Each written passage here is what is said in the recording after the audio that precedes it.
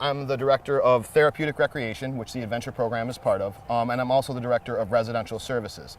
So we have a couple group homes up north in Anoka, and we also have 12 supported living sites throughout the metro area, as far from Ham Lake to Bloomington, basically. So is that you work with the group homes to bring people here, or is it transitioning people out? It's transitioning. So like what a lot of people don't know about St. David's Center, they think preschool, they think early childhood education, which we do really well and we have a great center for. But we also have a great programming that really spreads the continuum of one's life. So you can come to our early childhood education center, and then you can come to our preschool, and then you can come to adventure here with these people. And then when it's time for you to move on out of your parents' house, you know, you can come into our SOS program or our group home program or our wavered program.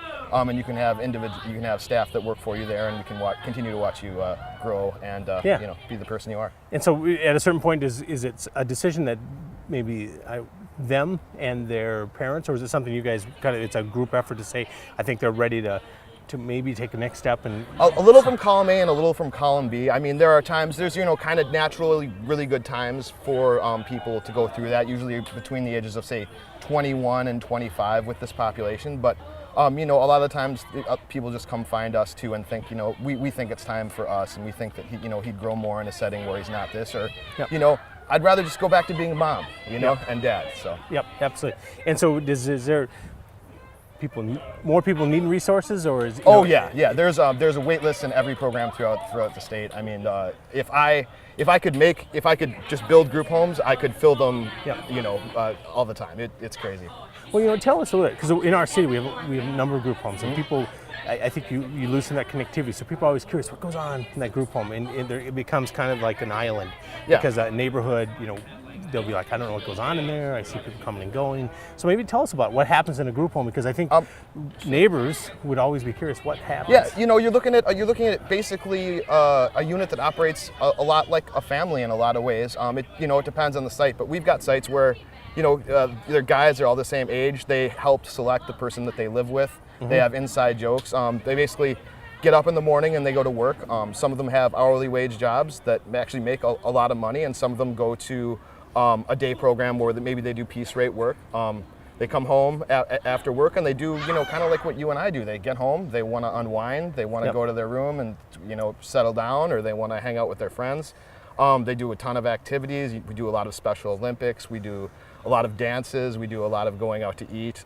Just, you know, tons of fun, pretty normal, age-appropriate activities. So I think this is really some good information for residents. So if someone lives next to a group home, there's always kind of this invisible wall that people are like, do I go meet them and, you know, maybe see some things?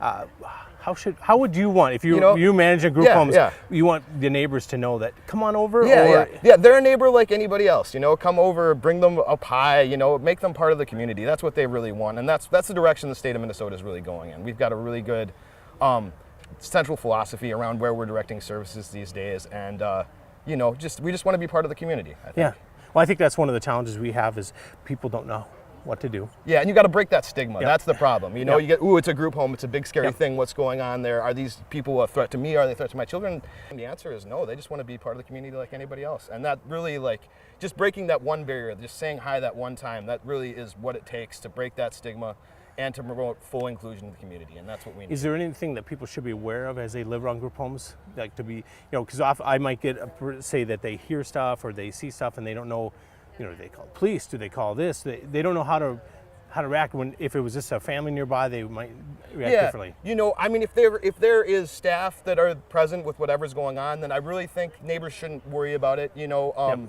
just, you know, be safe, use common sense.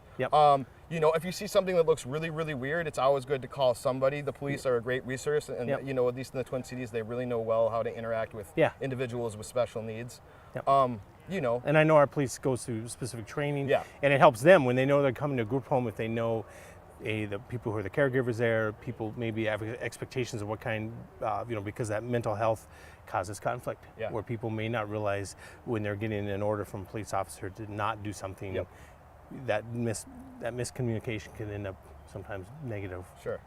So don't be afraid to say hi. Don't be afraid to ask questions. You know, don't be afraid to invite them over to a block party or a picnic or something like that. You know, they love that stuff. Absolutely. Well, thank you very much. Thank you so much, Jeff.